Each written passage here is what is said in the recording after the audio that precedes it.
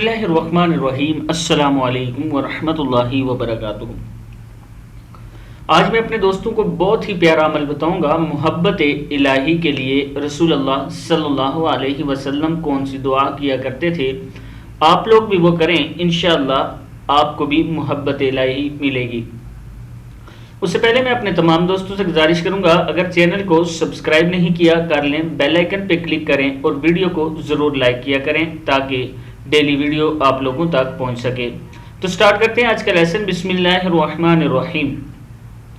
رسول اللہ صلی اللہ علیہ وسلم محبت الہی کے طلب کرنے کے لیے اس دعا کو پڑھا کرتے تھے۔ اللہم انی اسألک حبک وحب من یحبک۔ کیا ہے؟ اللہم انی اسألک حبک وحب من یحبک والعمل الذی یبلغنی حبک۔ کیا ہے؟ والعمل الذی یبلغنی حبک۔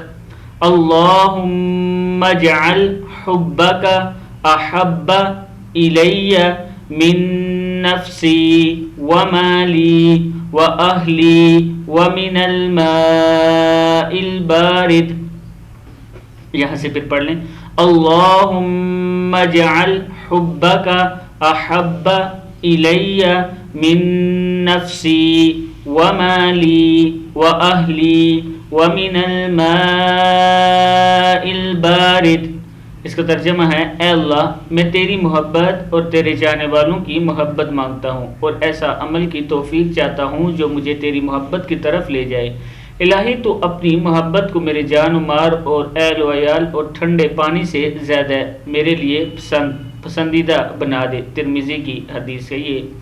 اب دوستوں سے گزارش ہے کہ آپ نے اس کو آگے ضرور شیئر کرنا ہے۔ السلام علیکم ورحمۃ اللہ وبرکاتہ۔